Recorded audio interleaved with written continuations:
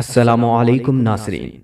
مغلیہ سلطنت جس کے شہنشاہوں نے برصغیر پر شان و شوکت سے حکمرانی کی اور اس قدر بلندی کی پروان چڑھی کہ برصغیر کو سونے کی چڑیا کے نام سے پکارا جانے لگا، لیکن جب اس سلطنت کو زوال آیا تو اس کے آخری شہنشاہ بہادر شاہ ظفر کی موت بھی ایک قید خانے میں صرف ایک آزاد سانس کو ترستے ہوئے ہو گئی۔ صرف ایک آزاد سانس۔ آخر اتنی عظیم سلطنت کو زوال کیسے آ گیا؟ بہادر شاہ ظفر کے سارے شہزادوں کے سر قلم کر کے اس کے سامنے کیوں پیش کیے گئے؟ قبر کے لیے زمین کی جگہ کیوں نہ ملی؟ آج بھی اس کی نسل کے بچے کچھ لوگ بھیک مانگتے پھرتے ہیں، کیوں؟ کیا اس کے پیچھے کوئی ایسی وجہ ہے کہ جو ہمیں تاریخ کی کتابوں میں نہیں ملتی؟ کیا یہ وجہ آج ہماری نسل میں بھی پائی جاتی ہے کہ جس نے اتنی عظیم سلطنت کا تختہ الٹ کر رکھ دیا؟ اس ویڈیو کو آخر تک لازمی دیکھیے اور جانیے قریب زوال کے اس سلطنت کے شہزادوں میں کیا خامیاں تھیں جو اس دردناک انجام کا باعث بنی۔ صبح تاخیر سے بیدار ہونے والے افراد بھی اس ویڈیو کو لازمی دیکھیے۔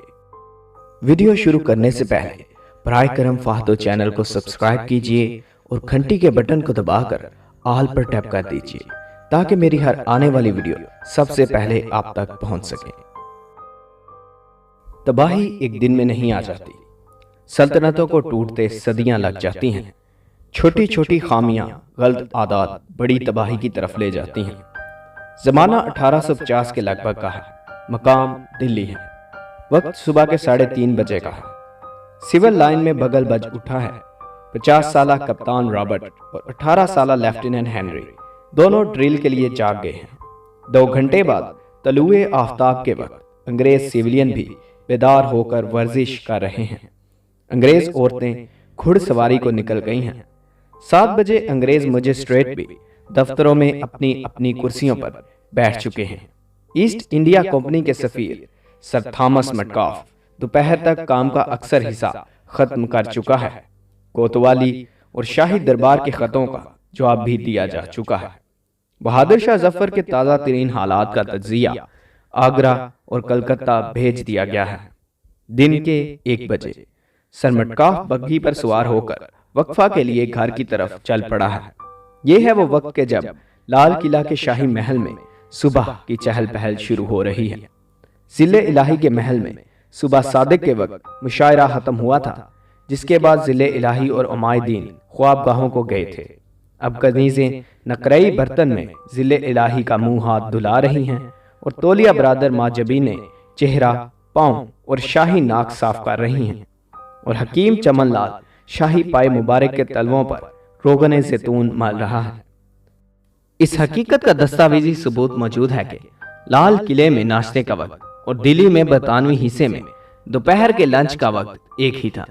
2000 سے زائد شہزادوں کا بٹیر بازی، کبوتر بازی اور مینڈھوں کی لڑائی کا وقت بھی وہی تھا۔ اب 100 سال یا 150 سال پیچھے چلتے ہیں۔ برطانیہ سے نوجوان انگریز کلکتہ، ہگلی اور مدراس کی بندرگاہوں پر اترتے ہیں۔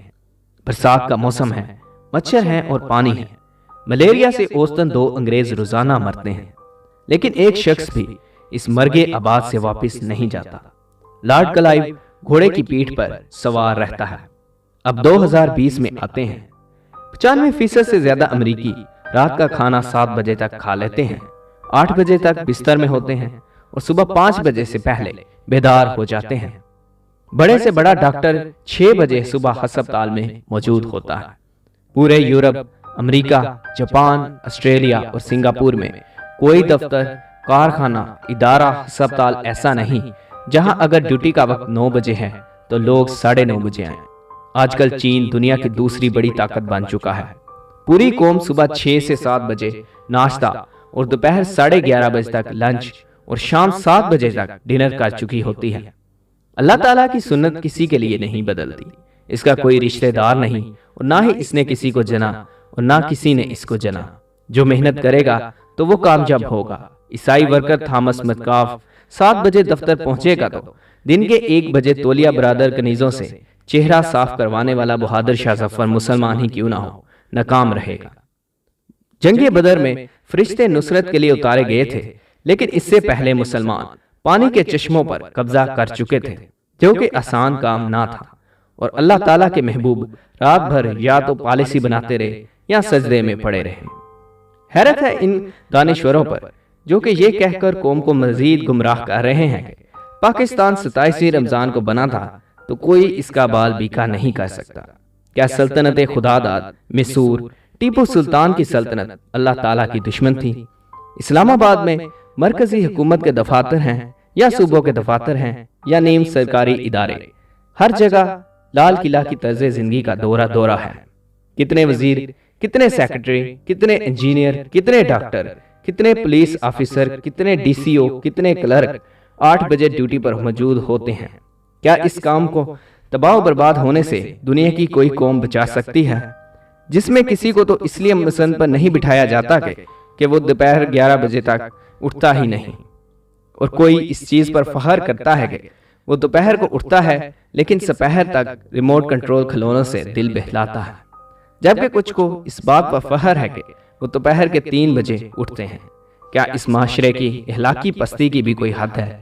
جو کوئی بھی کام آپ زوال کے وقت شروع کریں گے وہ زوال ہی کی طرف جائے گا، کبھی بھی اس میں ترقی اور برکت شامل نہیں ہوگی۔ اگر آپ کو ویڈیو پسند آئی تو لائک کیجئے، کمنٹ کیجئے اور اپنی فرینڈز اور فیملی کے ساتھ شیئر کیجئے۔ آپ مجھے یوٹیوب، فیس بک، انسٹاگرام اور ٹویٹر پر فالو کر سکتے ہیں۔ میں ہوں فہد بشیر، اور میری آنے والی نئی ویڈیو تک اپنا اور اپنے پیاروں کا بہت بہت خیال رکھیے۔ اللہ نگہباں۔